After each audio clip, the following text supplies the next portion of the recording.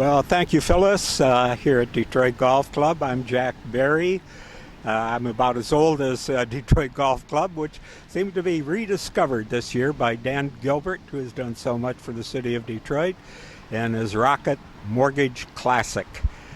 We got a good taste of the PGA Tour coming to the only private golf club inside the city limits of Detroit, and it was a spectacular show. And it was built on a very strong foundation here at Detroit Golf Club, a little over 100 years old, with two courses, north and south, designed by the great Donald Ross.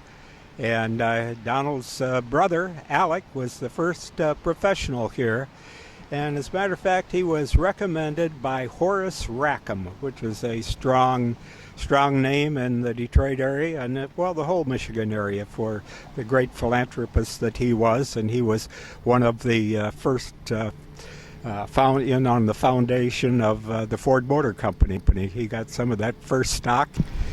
Well, Mr. Rackham also had some property out Woodward Avenue that we know is out by the Detroit Zoo, and he gave acreage turned into Rackham Municipal Golf Course. It was the first public golf course in Michigan, and it has stood the test of times. It's still a great golf course. They played the U.S. Public Links Championship there twice. So Horace Rackham was a great man to have around at Detroit Golf Club, and everything else that he's done for the city and for various charities around town. He was a lawyer back then. He was smart.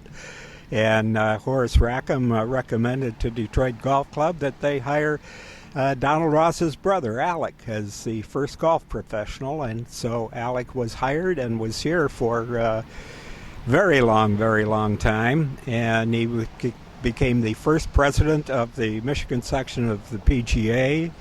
He won the United States Open. He was a national champion, played and won in Switzerland and won about every place. But he was here with the Detroit Golf Club, and that started a line of very good professionals here. Couldn't get any better than Horton Smith, who won the first and third Masters tournaments. Was a great player of his time through the 20s and the 30s and through the 40s.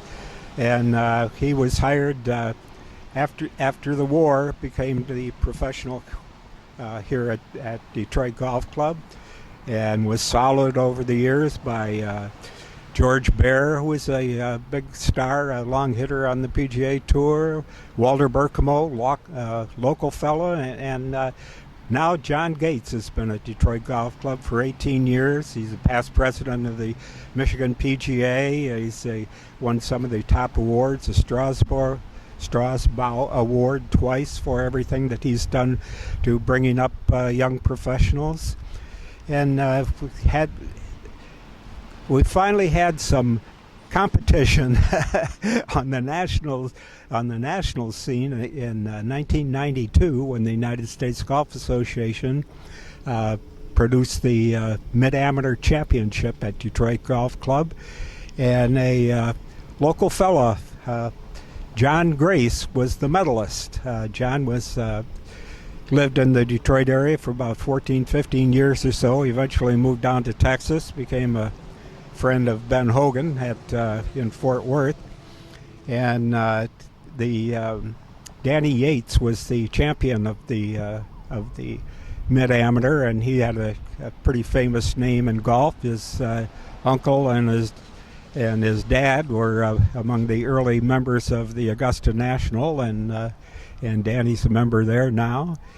And moving on, in the war years, Detroit Golf Club was the scene of the Ryder Cup. Well, not the whole Ryder Cup, but from 1941, 2, and 3, we had 4 kind of Ryder Cups during the war. It happened, the 1939 Ryder Cup was supposed to be in the United States, in Florida, and war was breaking out in Europe.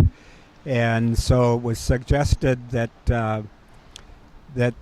in order to raise some money for the USO and for the Red Cross, why there be a tournament here in Detroit, won the host position, and Detroit Golf Club was one of the sites for the Walter Hagen and Bob Jones were the co-captains, and they would have a challenger, the captain versus the challengers. And here in Detroit, we had Oakland Hills had it twice, Plum Hollow once, and right here at Detroit Golf Club with two of the greatest names in golf ever, Walter Hagen and Bob Jones. Well, if we mentioned that Detroit Golf Club is over 100 years old, you know what happens when you get to be a little bit older? I have found out the parts wear out, and even the golf course parts wear out. And so Detroit Golf Club hired Bruce Hepner, a native Detroiter who was on the staff of Tom Doak's Renaissance designers up in Traverse City, and he worked with Doak for 7 years on some of the great projects. The Cape Kidnappers, a spectacular cliffside course on the North Island of New Zealand, on Pacific Dunes, out at Bandon Dunes, regarded as the top course of that great resort complex out on the Oregon coast. And Stream Song down in Florida, another top resort. And he's worked all around Michigan at a number of courses, doing Belvedere. Bruce Hepner has worked on both the North and the South courses, and what he did was made the courses suitable for the PGA Tour. And the tour this year was spectacular. The players loved it.